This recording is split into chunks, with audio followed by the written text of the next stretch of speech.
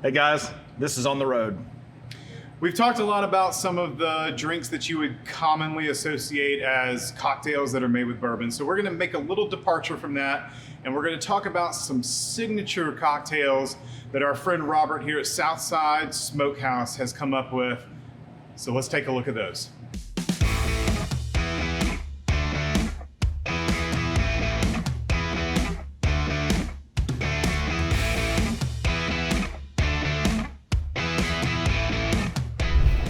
So what are you thinking this time? I think this time we're going to go away from the old-fashioned cocktails and come up with something a little new. This is going to be a cocktail that I came up with. I call it the Transatlantic. Nice. That pairs some of the bourbon flavors with some European flavor. And I'm sure there's someone out there that has come up with something similar, but there is only so many ways you can reinvent the wheel. So if someone out there has made something just like this is not a copyright issue. As long as it tastes good, that's all that matters. That's right. So I'm going to start out with Basil Hayden Dark Rye. Oh, that's interesting. This is finished with port wine, and I think it pairs really nicely with the Campari that we're going to use. So I do 1.5 ounces of the Basil Hayden, and then we're going to do about 3/4 ounce of Campari. So what is that Campari? It is an Italian herbal liqueur. Okay. So a little sweet. It's mostly bitter, actually. Okay. And then we're going to do a little bit of ginger bitters. Ooh. And then we're going to do a whole cinnamon stick to bring it into the season that we're in right now, so it's still a little cool outside. I like it. And then with this one, we're not going to worry so much about watering it down, so we're going to actually shake this one because you want to get everything nice and aerated. Okay. Yeah, we stirred the last two, so you're going to shake this one? Yep, this one's going to be shaken. You want to. It's also going to have soda in it, so we're going to aerate the drink and create some bubbles and give it some effervescence. So do you put the soda in first, or do you put the soda in after? You can put the soda in first, but it's going to end catastrophically.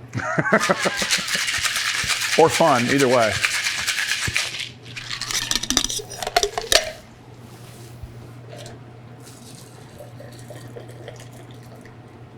So does pouring it through that strainer give it a little bit more aeration? Nope, just catches anything any little particles that were in there. Nice fizz on that one. Nice fizz. I'm going to top with some fresh ice. Go in with a little soda. And an orange twist to finish. Oh, that's fancy. That is quite nice. So Robert, this is one of your signature cocktails that you make. It's called the Transatlantic. Tell us a little bit about it. So I wanted to do something that was still focusing on the whiskey, but had some other flavors involved that was seasonally appropriate. That also incorporated some European flavors. I just got back from a European vacation. Nice. I was kind of inspired there. So I did a rye whiskey from Basil Hayden. They're dark rye, paired with Campari and some ginger bitters to kind of liven it up a bit. Okay. And some orange and a little bit of soda water, and it's refreshing. You still get the whiskey profile. You get a little bit of the bitterness from the Campari that kind of bridges the gap, hence the name Transatlantic. And kind of makes a nice all-around, balanced, approachable cocktail. Well, it definitely looks nice. This has got a really nice look to it. And you know, it's nice to have something. I don't normally have a whiskey drink that has some carbonation in it. I like carbonation. I do. I like carbonations. This is nice to have something that's a little different. This looks nice. It's nice. It's in this tall glass, got the straw, and everything's just very pretty looking. I mean, this is definitely. And again, ingredients, just like you were talking about earlier, on an earlier video, the ingredients here are something that you can just have at home. Easily, yeah. It's a little more complex than some of the older fashioned cocktails, but it's still something that can be done at home. And we will share the recipe on the video, so you can make it at home if you'd like. But it's that's nice. Yeah, it's a nice approachable cocktail for everybody. You guys got to try this. All right, cheers, guys. This is real good. Here we go. Cheers. Cheers. Cheers, everyone. Cheers, guys.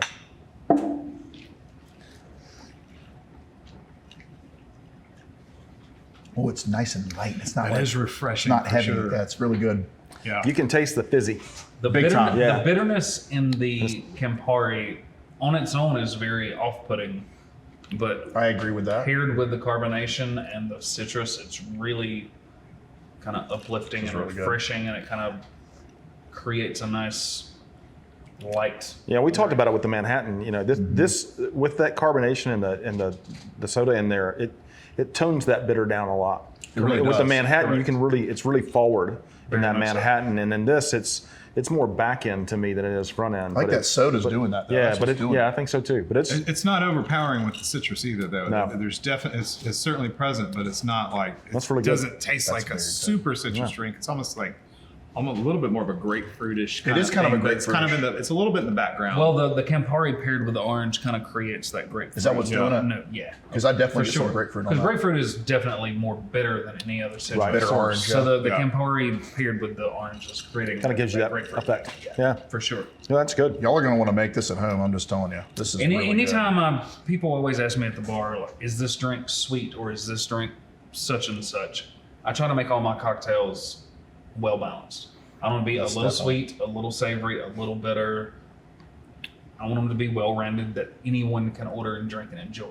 Yeah, but none of these drinks have been like sweet. I mean, not where they're No. hitting you in the face. No. This No, is, I never want this them is to be too that sweet. It's none of these have been like that. Yeah, we're not if doing that is apple the case, teas. I'm not doing a good job. Yeah, yeah. No apple teenies here, right? Oh gosh, no, no. This is Yeah. very good. So next I'm going to do another signature cocktail of ours. I call it the Gold Dust Woman. It's a blend of rye whiskey with a little bit of beer to kind of introduce some different profiles that you get with cocktails, a little bit of nuttiness, maltiness from the beer, and then still some of the spiciness from the bourbon. This year we had a nice release of a stout barrel finished Templeton rye, which is what we're going to start with. Do about 1.5 ounces of that. That's interesting. Stout finished. That's correct. It's Definitely got some darkness to it for sure. Yeah, it's a rye whiskey that was finished in a whiskey barrel that was used to finish a stout beer. Wow. So it's a third use barrel. No joke. I'm gonna do about 3 drops of orange flower water to add some brightness and some clarity to the drink, Okay. and then we're gonna do just a couple of dashes of Angostura bitters. Well, that really changes the color on that big time. Yeah. And then add a little bit of ice. Stir just to chill. So on some of these cocktails we've been doing shaking. On this one, you're going to stir it. Yeah, you don't want a bunch of ice crystals. You just want to bring it down to a good cold temperature. Especially down. with this one because we're going to do it straight up instead of on the rocks. Oh, this is straight So up. you do want to chill the glass ahead of time. So if you notice that he did chill that glass ahead of time. Yeah, that helps keep everything cool and it prevents everything from warming back up as you're making it. Defeating the process of chilling it down. Correct. So this is not served on the rocks at all. This is a straight up cocktail. Correct. This is straight. So, and then you just add a couple of ounces of stout beer. And then to give it its namesake, we add a little bit of edible gold. Oh, wow. Now that is fancy. And we're done. Wow, that's pretty impressive stuff right there. Thank you. It's gorgeous. So here we have this Gold Dust Woman, and this thing is absolutely gorgeous. Tell us a little bit about this cocktail. So I wanted to make something that was visually appealing. Well, you did that. As well as tasty. And I originally came up with this for a St. Patrick's Day special with the Irish beer and the gold, and Nice. it kind of tied in with the holiday. But I've made it on several other occasions. It's a really good drink. The heat from the whiskey ties in really nice with the nuttiness and the maltiness of the whiskey, and it just all comes together in a really nice flavor. So this has actual edible gold dust on top. It does, yeah, yep. Wow. This is so interesting. It is. It's probably the prettiest drink I've ever seen. Yeah, Cheers. it's Cheers, very guys. pretty, and for those of us with a mustache, it's gonna leave a mark. Cheers. Well, you know. And guys, just so you'll know, David's going to do give you a close-up view of this beautiful drink because this is amazing. You can get a prettiest. closer up view if you come to Southside Smokehouse. And Absolutely. get You can look at it up front and personal. Cheers, gentlemen. Cheers. Another great drink. Wow, that's Amazing. delicious. And you know the whole experience of the way it looks and everything else just makes it that much better. It's amazing. Well, I mean, presentation is half the battle. It sure is, man. If someone's happy with the way it looks when it hits the table, you've accomplished half your feat there. Yeah, Well, they say you eat with your eyes, right? Yeah. Yep, Well, you know, for sure. we talked about we've all had this conversation with you while we've been here, Robert. Is that you're a professional at this, and having people enjoy your drink and not just be it's just somebody set a drink down in front of me, but something that really gives them a good experience is something you strive for. That's what you really want to try and do, is provide a cocktail to somebody that's really going to look at it just like we did the first time we said it and just go, wow, this is really If amazing. someone served me this when I sat down, I know that I'd go to another place and get another drink. This is pretty impressive stuff. Yeah, It why, is- it's why do you very need to go visually anywhere else? striking, Why, yeah. why do you need to go anywhere else when you get drinks like this? I'm just saying. That's beautiful. So Well, and as somebody who has a restaurant and a bar and they're providing their customers with this kind of experience, this is something people are going to talk about. yeah. I mean, this is a Yeah. conversation piece that is gonna, the word's gonna spread on something like this. And This is that's not what- something you find anywhere. That's what we look for. We've never done a lot of advertisement. We've never done a lot of billboards. We focus on happy customers telling their friends. right. And that's worked for us for 19 years and it's still working for us today. There's a reason why. There is a reason. This is Yeah, the reason. so folks, just keep in mind, when you're driving past small towns anywhere in the country, don't forget to stop, because small towns, you're going to find things like this, and it's an amazing thing. Looks can be deceiving. Absolutely. This looks amazing. This looks amazing Yep. indeed. Well done, Robert. Good job. It's very Cheers, fancy. everyone. Cheers. Cheers. Cheers.